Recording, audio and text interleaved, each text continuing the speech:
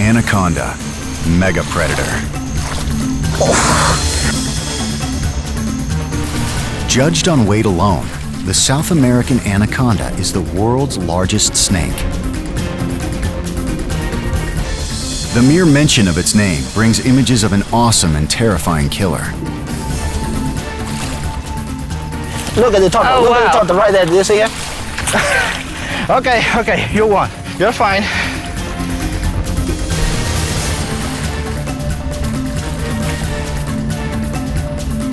It's time to do the evil look. I need some help up there. Oh yeah, you just got me in one arm.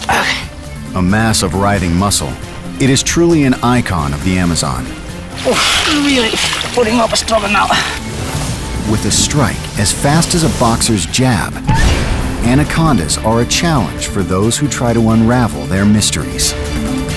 This wants a piece of me. Ah! No. I almost lost my grip.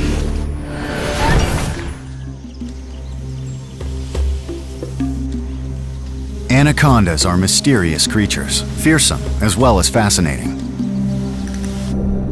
A non-venomous constrictor, the anaconda is the most aquatic of all the boas. Their stealth, cunning, and size, combined with their limbless movement, enhances their scary mystique. But today, scientists are beginning to learn more about this cryptic creature. Look at all that water. It's not gonna be that easy to find the girls today.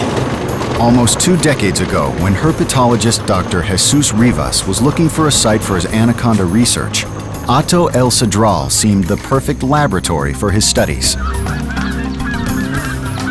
Over the years, Jesus has made numerous trips to the Llanos to collect data on the anaconda.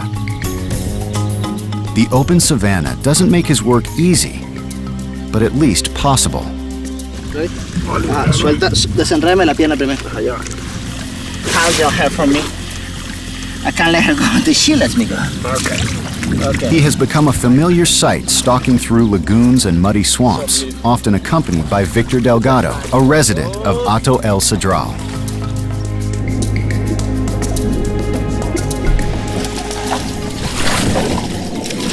Okay. Do it.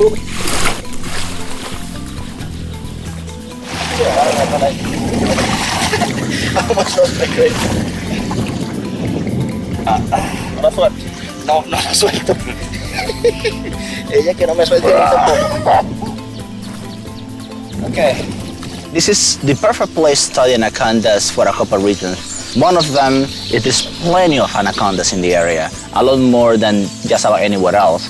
And the other reason is that we have a very strong dry season. Half of the year is completely flooded. The other half of the year is very, very dry. When the water recedes in the drought, the anacondas that grow in a large extension of water become concentrated in small areas. That increases tremendously my odds of finding them.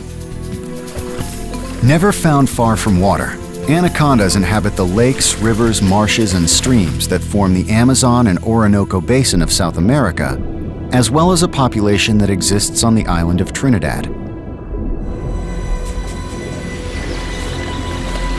In much of South America, wildlife can be secretive, hidden from view, shielded by dense jungles that frame its famed rivers. But that's not true of the Llanos of Venezuela. This is not the Amazon of imagination. Instead, it's a vast, flat plain that straddles the Orinoco and Apure rivers, spreading across central Venezuela and parts of Colombia. Comprised mostly of cattle ranches called hatos, these plains hold not just productive cattle cooperatives, but wildlife preserves as well. It represents one of the largest wetland complexes in the world, where an intricate relationship between land and water creates a dramatic ecosystem. Jesus's groundbreaking studies have revealed significant information on anaconda behavior. When we started the anaconda research, there wasn't anything known of anacondas in the wild. So just about everything I learned was new to science. That was great.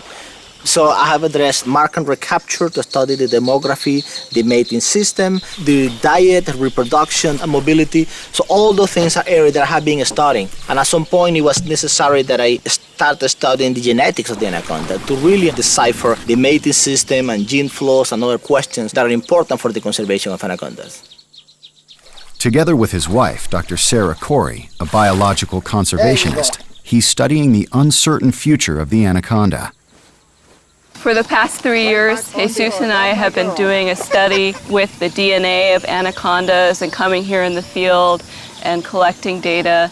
So what do we want to call this? 1100. So far, in the DNA studies that we've done, it's looking like the Llanos has a very isolated population. So genetically, it's very similar. And we're kind of concerned about what that might mean for conservation in the future. A narrow genetic pool is literally like having your stock portfolio limited to one stock.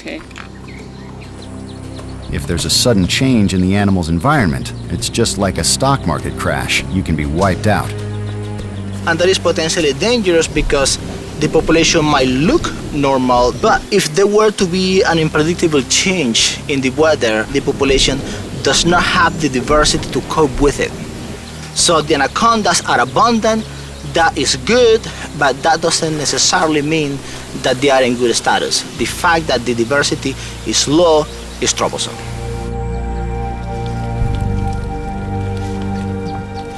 This kind of research can be slow and frustrating, but never dull.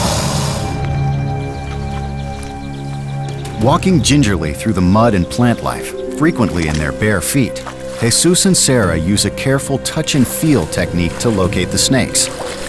Never quite sure what they're going to uncover.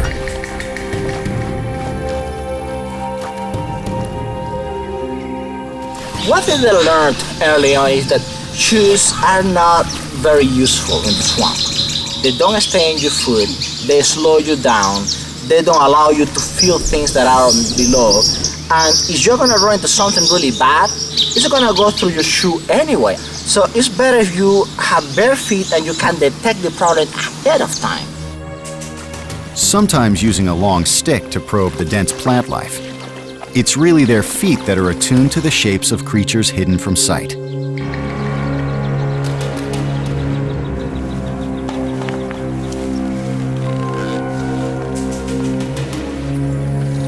There.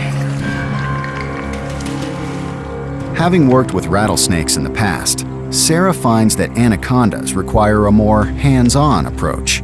It's very, very different experience. You don't want to step on a rattlesnake, you don't want to find it with your feet, but with anacondas, sometimes the best thing to do is just die right on top of it.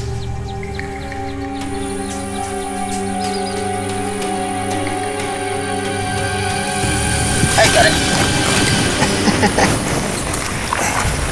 Handling an anaconda takes every muscle in your body. Oh, wow, it's a good one. When captured, anacondas go into self-defense mode instantly.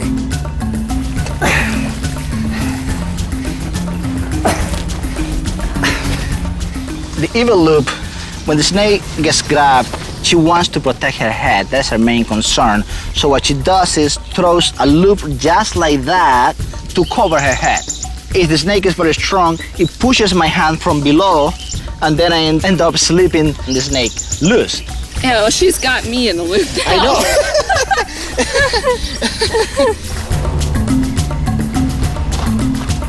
Finding one is the beginning of a wrestling match that equals anything seen on TV. With a snake as massive as this female, it really is a two-person job. A lone individual could be in trouble quickly. Really putting up a struggle now. She was very slippery and so strong I could not prevent her dragging me under the mud, and it was quite difficult to actually recover the head before she wrapped me up to go. But finally, they get the snake under control. When we catch an animal in the field, we normally grab it, we bring it out of the swamp, a place where we can collect data on the snake. Even though the snake may be tired, it doesn't just lie down and wait patiently to be weighed and measured. Jesus, however, has devised several ingenious methods to accomplish this. It's very high-tech, involving a sock, a length of rope, and patience. I'm ready for you. Okay. Yep. Got it. Normally we put a sock over the head that works like as a muzzle, with a tape behind the jaws and a tape closing the snout that renders the snake unable to bite, and also the snakes tend to calm down quite a bit. After we do that, we follow the spine with our string, and then we measure that string, and then we know how long the snake is. This is 12 feet 8 inches. Should we put her tail first? That tail first. We weigh the snake, 33. A large adult female anaconda may stretch over 20 feet in length and weigh over 235 pounds with a girth that can exceed 12 inches. Keeping a 50 to 60 pound golden retriever on a leash sometimes becomes a tug of war, but it doesn't compare to getting the upper hand with a female anaconda. Adult male anacondas, on the other hand, remain notably smaller and thinner than the female. In most snake species, females are larger than males, but anacondas display one of the largest sexual size differences between male and female found among vertebrates on land. Like a human fingerprint, the scale pattern on the lower tail is unique to each snake. That pattern that the anaconda is born with is permanent. That is like a fingerprint that stays like that the rest of its life. We have been able to find animals even after 13 years of recaptures. At the end of the day, it's 2 tired herpetologists and several tired snakes.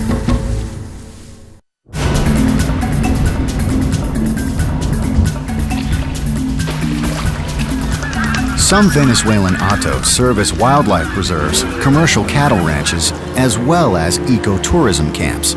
So it's not unusual for an anaconda to be found in close proximity to humans. The snakes have achieved rock star status, enabling tourists a rare opportunity to encounter one of nature's most impressive predators. A chance to examine one up close at first seems a little scary. But curiosity eventually overcomes fear. It's amazing to me how kids are always ready to just run right up and touch the snake. They want to know all about it. It's more difficult to get people to like anacondas because of the stigma against the animals. Anaconda has been quite a blessing for the tourist industry in this area.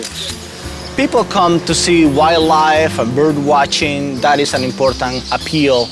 But because the anacondas are so charismatic and so difficult to find anywhere else, there are scores of tourists that come to this area of the Llanos exclusively to look for anacondas. It has represented a lot of cash that goes into the local economy.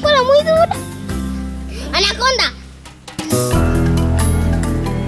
The wildlife here in the Llanos exists between 2 dramatic climate conditions, extreme flooding and extreme drought.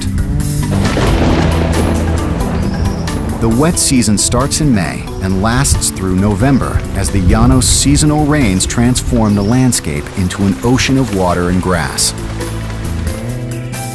The dry season starts in late November and goes through April, creating a wildlife spectacle as animals, especially birds, concentrate in the places of remaining water.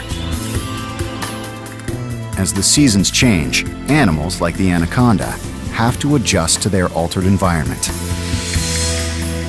Like all other species of snakes, anacondas are cold-blooded or ectotherms. They cannot produce their own heat. They need to seek it in the environment. So they constantly have to move to places that have the right temperature they need. They seek the heat when they need it and they avoid it when it's too intense. The sight of an anaconda crossing a road or making its way across a pasture is not unusual. Most other wildlife simply ignore it, but not the birds.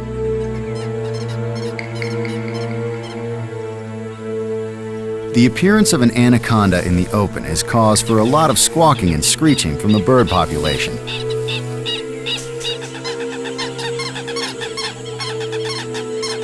Referred to as mobbing, it's a common behavior when a potential threat is encountered.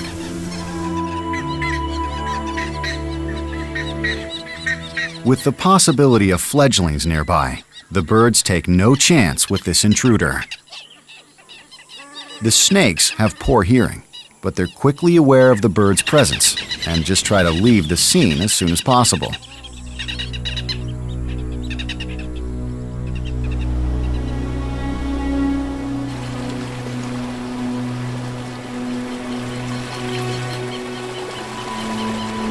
The brief season between the end of the rains and the start of the dry season is vital for much of the wildlife. It's a time to feast, literally before the famine that is to come. For this jabiru stork family, it's time to make sure its offspring is thriving. Nearby, a howler monkey family forages in trees that'll soon be bare. Riverbanks, forest edges, and lagoons come to life with an extraordinary variety of wildlife. With more than 100 species of mammals and over 300 species of birds, trees virtually bloom as thousands come to roost in their branches.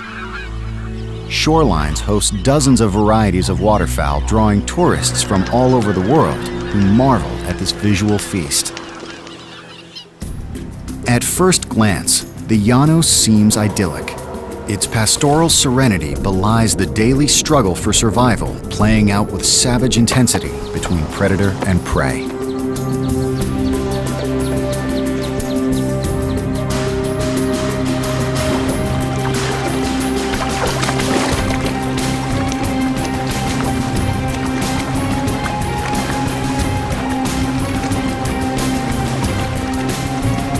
Here, the green anaconda is just another piece of a rich and diversified wildlife habitat.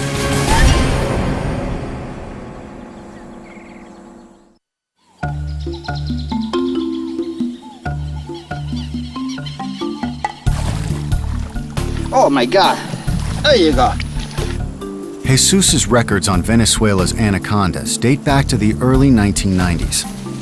So recapturing and evaluating some of his subjects continues to shed light on the stability of the population. I'm pretty sure he will be fine, but I don't want to add any more stress. Since 1992 to the present, I have marked 13 or 1400 anacondas.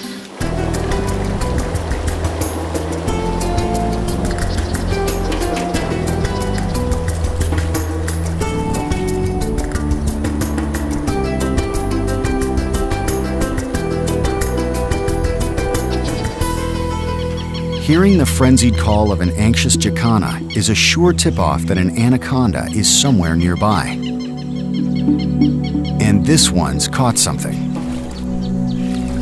Finding one feeding gives Jesus and Sarah a rare opportunity to observe this behavior in the field. Yeah, it has a meal. I don't know what it is yet, but let's go around so we don't disturb her. It seems to be a turtle. It's important for me to find out the whole range of prey items they consume. This is always a compromise that field biologists have to deal with. We need to learn as much as we can from the animals, but doing as little interference with the normal behavior. Anacondas normally kill their prey by squeezing it so tight that the heart cannot fill up with blood, the heart cannot beat. That stops circulation of the animal and kills it very quickly. The anaconda doesn't have any good way to kill a turtle. The only thing the anaconda can do is to drown it. But this is an aquatic turtle, so probably it will take hours for it to die by drowning.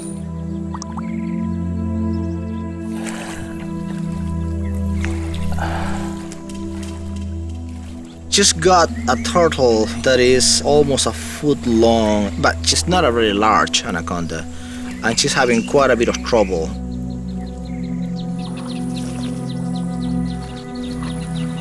I can see how she's trying to hold it with her loops so she can shove her mouth towards it.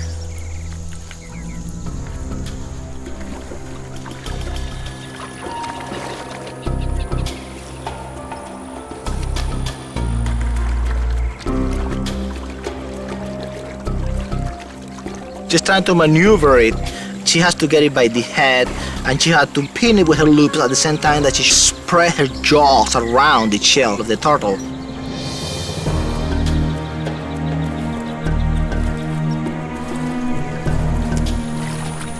Once the snake starts swallowing the prey, she becomes very vulnerable. Her only weapon, her mouth, is busy swallowing the prey. This process might take easily 4 hours, 6 hours, depending on the size of the prey. She's probably going to finish eating it as soon as we leave.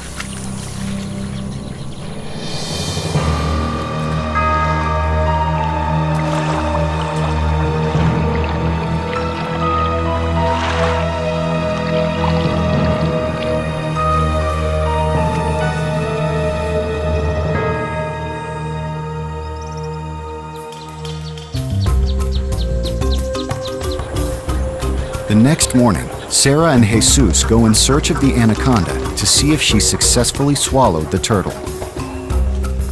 The breeding season's just a few weeks away. Female anacondas need sufficient fat to survive their pregnancy when they don't eat for as many as 7 months or more. If she ate the turtle, then she will be somewhere hidden nearby, digesting it. Somebody here. There she is. I got her here. Okay. She is big. Look at the turtle. Oh, Look wow. at the turtle right there. Do you see her? Oh, actually, the head is over here. I don't want her to lose her meal, so that is the size of the turtle. This is the lump. You can see the turtle right there. And she is about to snap at my butt. No, don't do it. Don't do it. No, please don't do it. Ah! Ow, okay, fine. I know I deserve it. I'll leave you alone. This is the lump. You can see a big feat for an anaconda to eat a prey that size. Okay, you won. You're fine. Let's back out and leave her alone. I'm glad she's fine, she's healthy. She has a bit of a temper. She bit me. Of course, there's no venom, there's nothing to worry about. Sometimes it amazes myself how the anaconda can swallow a turtle shell and digest it. But her digestive juices are so powerful that they will dissolve that shell down to nothing. When she defecates, there won't be hardly any evidence. All the bones will be digested. It's good to know that she's alive, she's healthy, and getting good meals. Anacondas feed on a wide variety of prey, from small birds to caiman, deer, and capybaras. The snake rarely loses, but sharp claws and teeth can spell disaster, turning the table on the predator. When snakes want to grow large, they have to eat large meal. Capybara, caiman, deer, all those animals that have powerful weaponry can and do inflict large wounds on the animal. When a snake takes a meal, it's not uncommon that the meal might take a bite at her. In this case, there's a scar right by the side. You can feel the ribs are missing. Probably a caiman, probably a capybara. Unlike most carnivores, which can bite off hunks of flesh and chew their prey, snakes have no limbs or cutting teeth and must swallow their food whole. To compensate for their lack of limbs, the anaconda, like most snakes, is a uniquely adapted predator. Here, one can see the right and the left jaw are separated. They are not joined right there. That allows the snake to swallow very large prey. And also, these mobile hinges right in the jaws allow her to open the mouth a lot more than it would be possible for a comparable reptile. Employing more than 100 backward-facing razor-sharp teeth, a snake unhinges its upper jaw and walks its head around and over the victim as its lower jaw works independently, pulling right and left to ratchet the prey into its mouth. Gradually, the kill is consumed whole.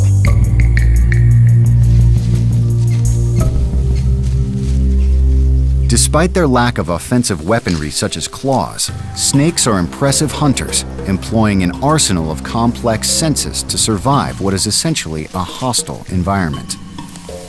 Although harmless, the sight of a snake flicking its tongue gives most people chills, with some believing the tongue can sting. But this highly sensitive organ is crucial for any snake to be able to navigate its world. Right now, as she's tongue flicking, what she's doing is picking up chemical signals from the air, and it's relayed to the Jacobson's organ. Most animals have a keen sense of smell, but the sense of smell in snakes and lizards has been enhanced in an amazing way. Using their tongues to gather particles in the air, as well as underwater, their tongue relays messages to the brain about its surroundings. With each tongue flick, the snake scans its environment. This information is then transmitted from its tongue to its brain through two pits in the roof of the mouth, which connect to the Jacobson's organ. That's why snakes have forked tongues. Snakes' lidless eyes have added to their mystique, but what they see and how they do it continues to be a subject of debate. As far as we know right now, she's seeing us, we don't know, maybe fairly well. Between the tongue flicking and the eyesight, she has a pretty good idea of what's going on around her, but we're not really sure how good her eyesight is.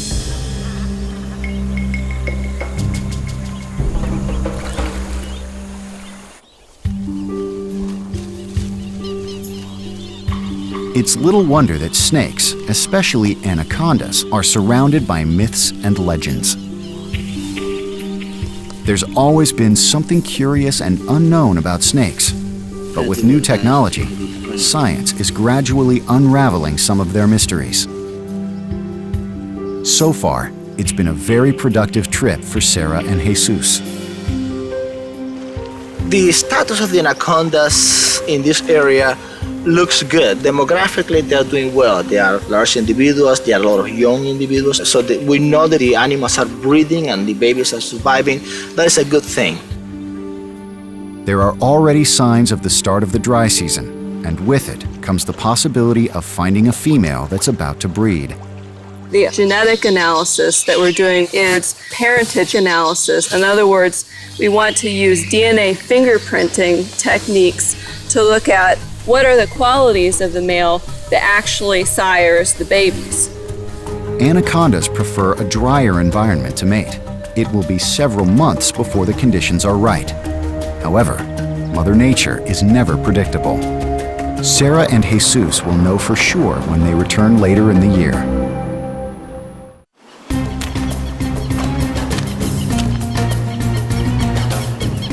It's now April, and Jesus and Sarah return to Hato El Cedral, hoping to find a breeding ball, an essential component to their genetic research. One of the fascinating things of anacondas is their mating behavior. Normally a female lays out on the shallow water and males come wrapping around her. And it's very amazing to find. When we go in the field, we find what looks like a giant spaghetti ball of twirling and squirming snakes. It's quite a sight. The other analysis that we're doing with the DNA is a paternity test. One of our questions is which male in fact does sire the offspring of the female. Is it the biggest male? Is it the smallest male? Is it many different males?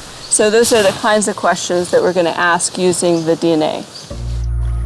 What they find on arrival is not what they expected. In all the years I have been working here, I have never seen a dry season that is so wet as this one.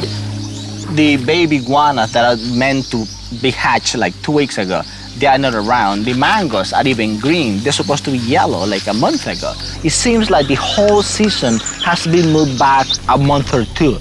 So if that is consequence of a larger part of global change, I don't know. I don't know.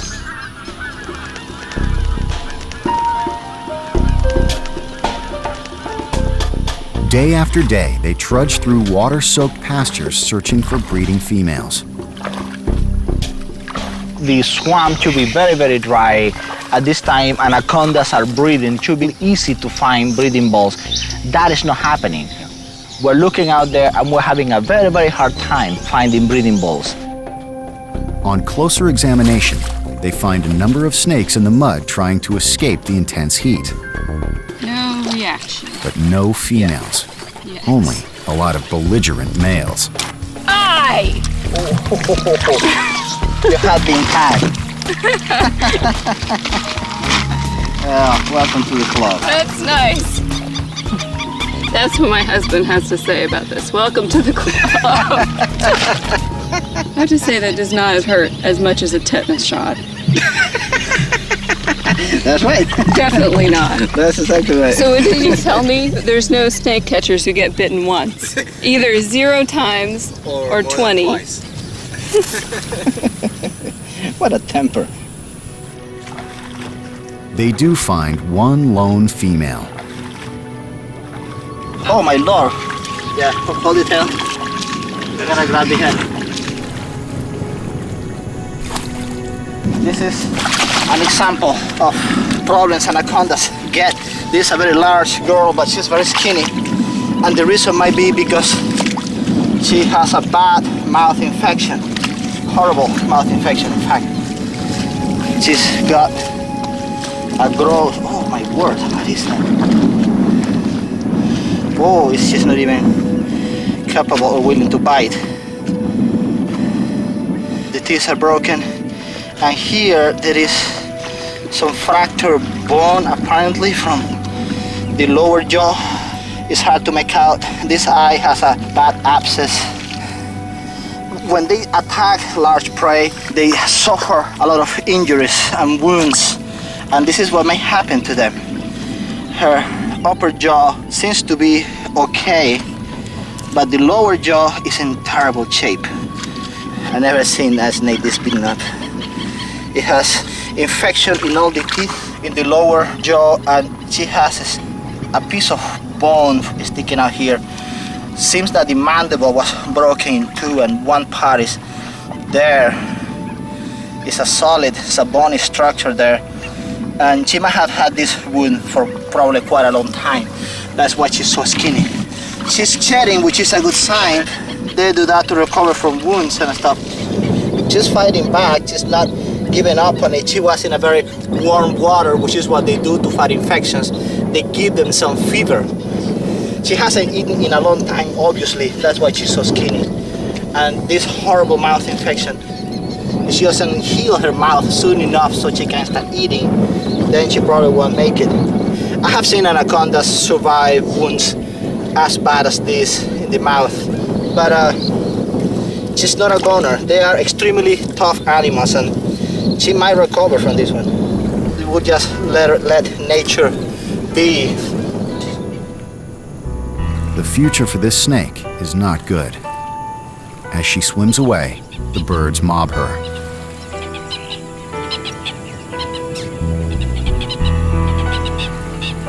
One of these birds would make a good meal, but with her injury and weakened condition, hunting may prove impossible for her.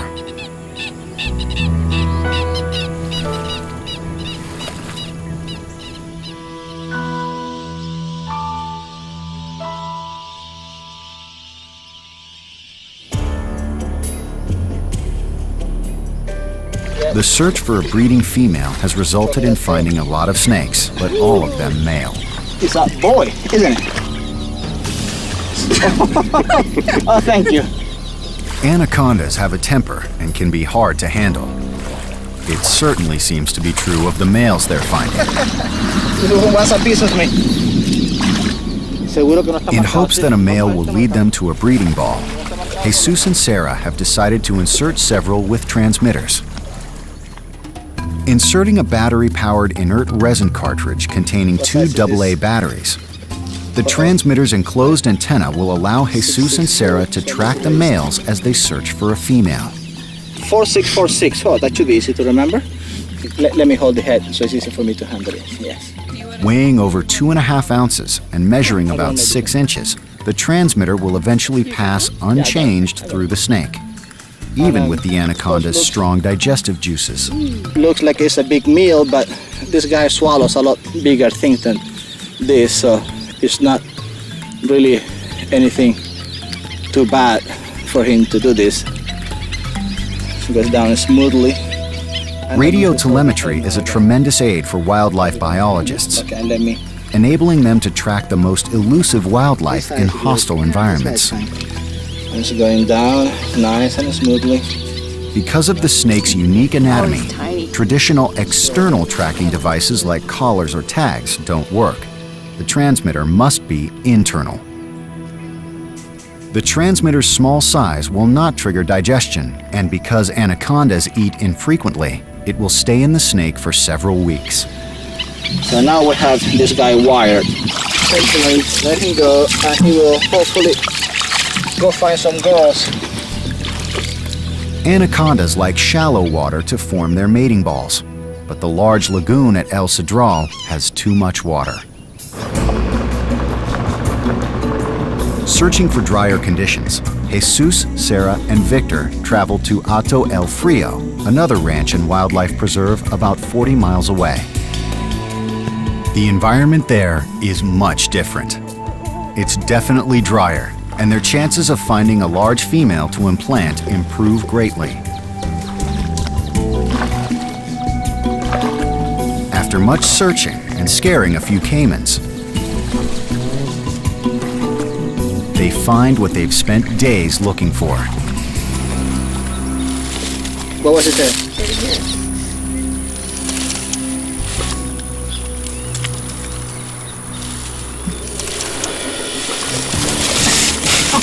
Oh boy, it's a big one. It's a big mama. The snake is immense, probably well over 14 feet long and very heavy. Oh, big girl. Oh. Good eyes, Victor. Look at the tail. Maybe it's a capture. I don't see any on No, this side. no mark. No. Oh, she's fat enough that she will breed this year, and because of that, I want to wire her so I can find her anytime when she is in the breeding process. And then don't let her tie you up that way, because then she will never Big die. hands. Amazing. I haven't been with Jesus catching this large an animal before. And the head is huge. It's a lot of fun. And because she's so muscular, her muscles make it very difficult really to push the transmitter far enough that I can be confident she will keep it. Okay, I think she's got it. Okay, tell me when you're ready. I have it, yeah. Sure? Yes, I got it. Okay, girl. So with any luck, she will be the belle of the ball in a few days, in a week or so. After many long days filled with disappointments, finding a big female makes up for all the frustration. Okay. For field biologists, compiling data is like putting together pieces of a puzzle. And now this female will become one of those pieces.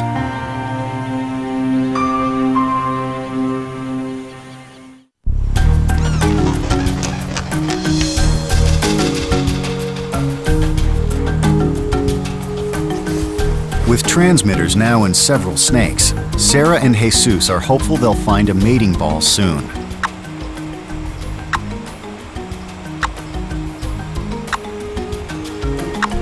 There have been some good signs that Mother Nature is getting back to normal.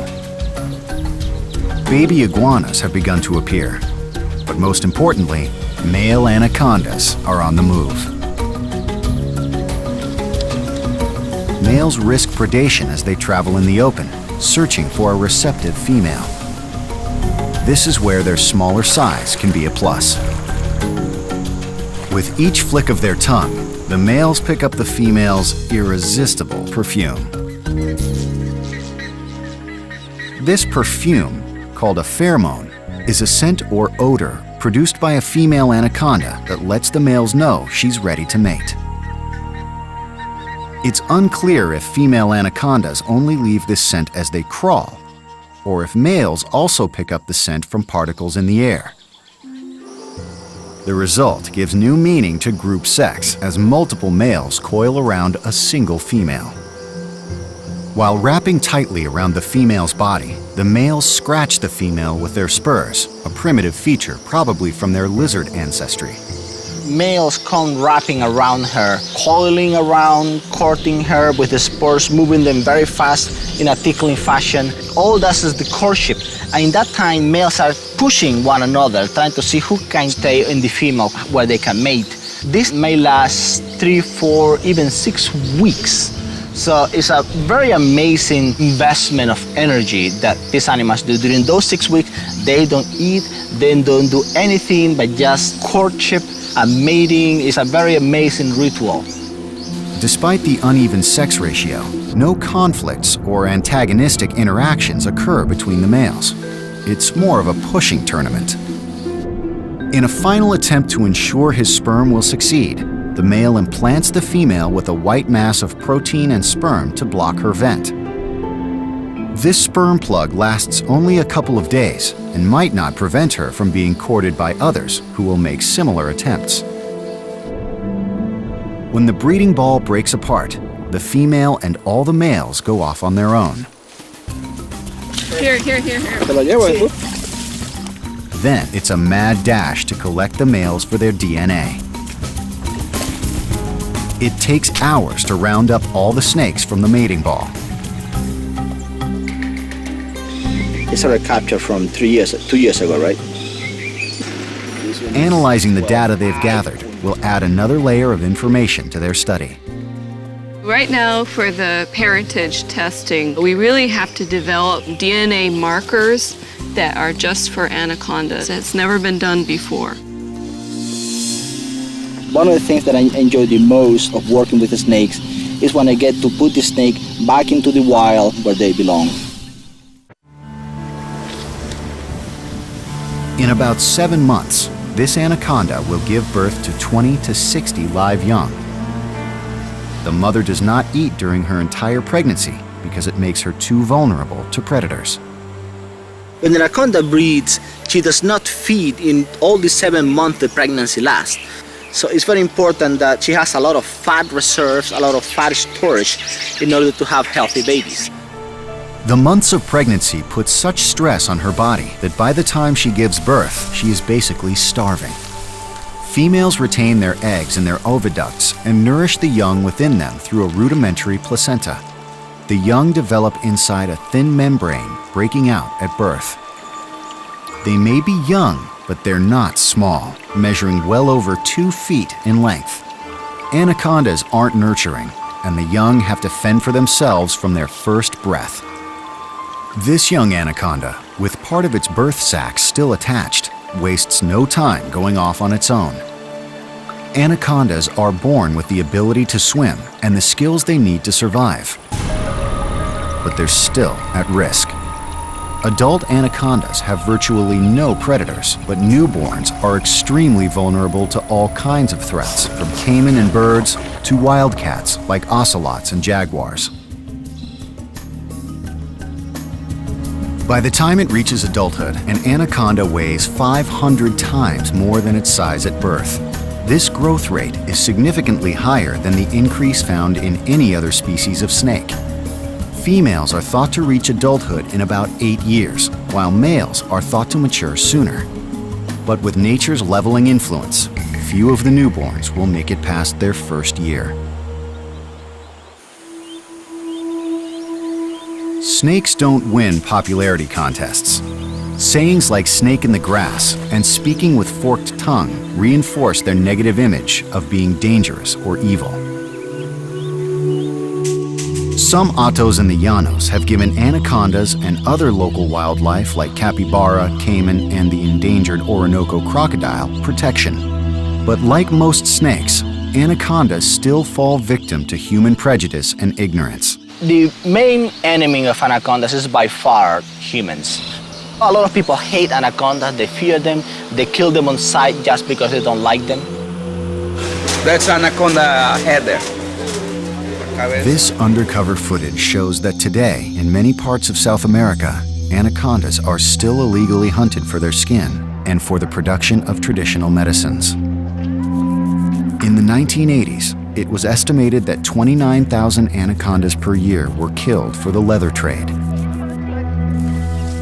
Like other giant predators, its world is shrinking, and without protection, it could become endangered. Anacondas are in the Appendix 2 of CITES. That means that they are relatively endangered. They are under protection. Even though they might be abundant in some places, they are under pressure because people kill their game. When people hunt the capybara, the deer, the caiman, then the anaconda is no longer have food. One of the biggest problems we're having in conservation right now is this low genetic diversity can be potentially dangerous, especially given that we have all these human-caused changes in the environment. We really don't know how anacondas are going to be able to cope with it. They may not have enough tools in their evolutionary toolbox to be able to quickly go with the changes in the environment. Just as science is getting a better grasp on their behavior, snake populations are declining in places where they used to flourish.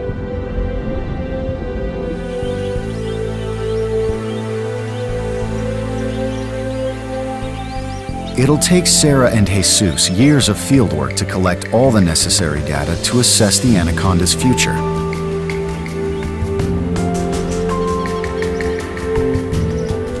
The mystery that surrounds this giant snake continues to fascinate and stimulate our imagination. As the world faces a future where megapredators' numbers are in serious decline, the anaconda represents something ancient and mythic, a link back in time to when giant beasts roamed the earth.